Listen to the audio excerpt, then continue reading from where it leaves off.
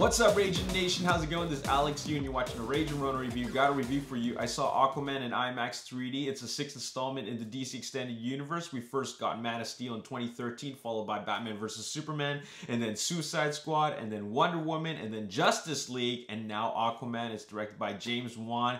And this is actually not the first time we've seen Aquaman in the DC Extended Universe. He first appeared in Zack Snyder's Justice League film, and then he made a hinted cameo appearance in Man of Steel. You know the scene where Superman fell into the ocean after rescuing those oil rig workers?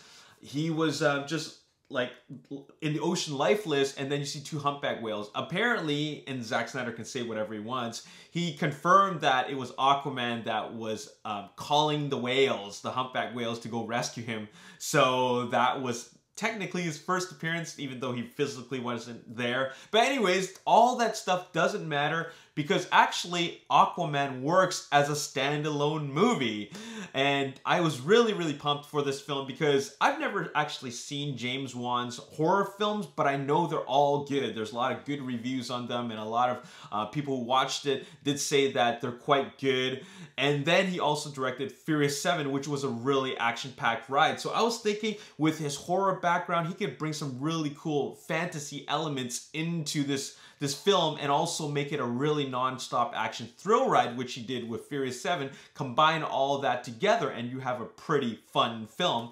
And that is exactly what we ended up getting.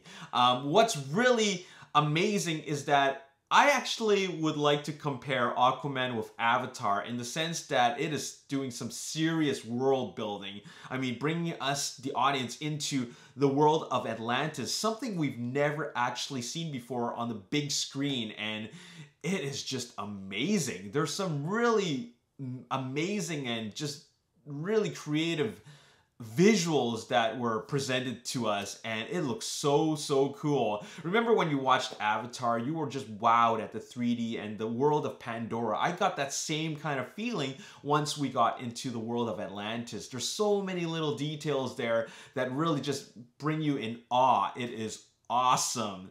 And Aquaman is a film that, like I said before, works on its own. You don't even really need to watch Justice League, or you don't even need to watch any of the previous films to enjoy this film. It works on its own, and that's the beauty of this film because it's a self-contained story, and you don't have to, I mean, you know how if you watch certain films, you get a better enjoyment if you watch the previous films before, like Justice League or whatever. This one doesn't matter. You can enjoy it no matter what. You can step into this film not knowing anything about it and still have a really good time. And that's what works about this movie. It is action-packed. It is a non-stop thrill ride. And James Wan brought his flavor of action that he gave us in Furious 7, and he brought it underwater.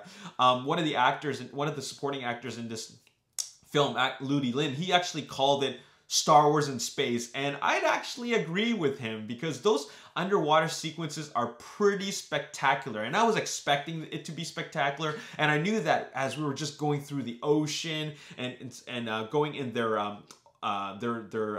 aquatic vehicles and just going all over the ocean, and I knew that it was going to be like it was going to give us that roller coaster vibe, and it totally did do that. And I was surprised how much action there is in this film. Now, with regards to the story and the characters, a lot of it's very cliched. We've seen this type of thing happen before. The unlikely hero, the unlikely, the reluctant protagonist who doesn't want to take the next step into his, I guess his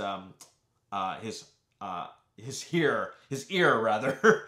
You know what I'm saying? He doesn't want to become the king. He doesn't want to be, you know, take the throne, but his people need him to do that, even though he's really doesn't want to do it. You know he's going to do it. So, and you know this story. You've seen it before.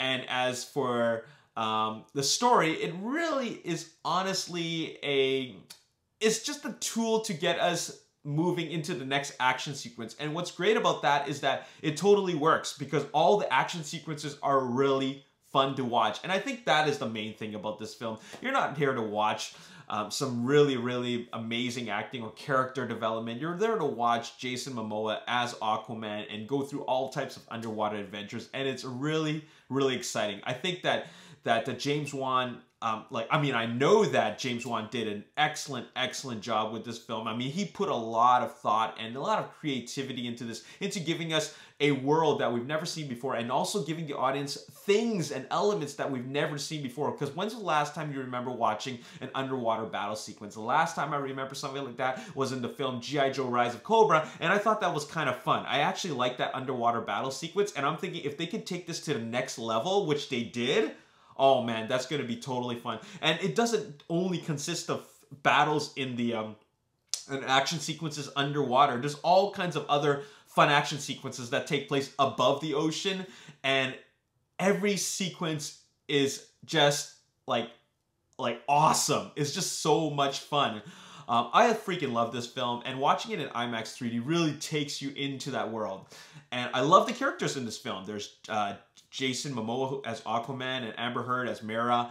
And I love that they work so well together. There's chemistry there, and it felt like a buddy movie because Mera wasn't just on the sideline. She didn't even feel like a supporting character. She felt like a main character, and it felt like they went hand in hand. So that was really good.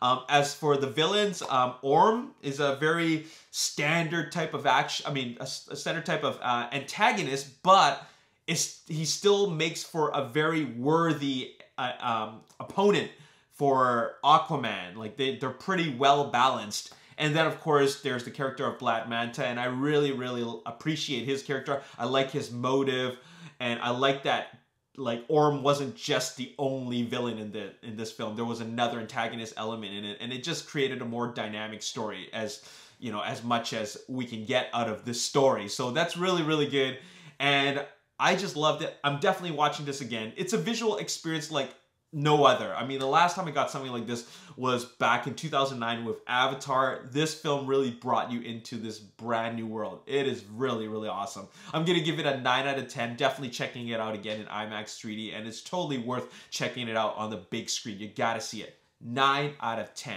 Go check it out. My favorite film in the DC Extended Universe. Seriously, hands down, this is the best film. It's a lot of fun. It's action-packed, and it's just a fun film. You're going to have a really fun time. It's not overly filled with drama. It is a film that is very uplifting. It gives you that excited feeling throughout the entire film. So very awesome. There you have it. That's all I got to say in this review. Hope you guys enjoyed it. As always, if you enjoyed this review and you want to see more, make sure you hit the like button, subscribe to YouTube channel, like me on Facebook, The Ragin Nation. Also follow me on Twitter, Ragin Nation. My name is Alex. Thanks for watching. See you next time. Peace.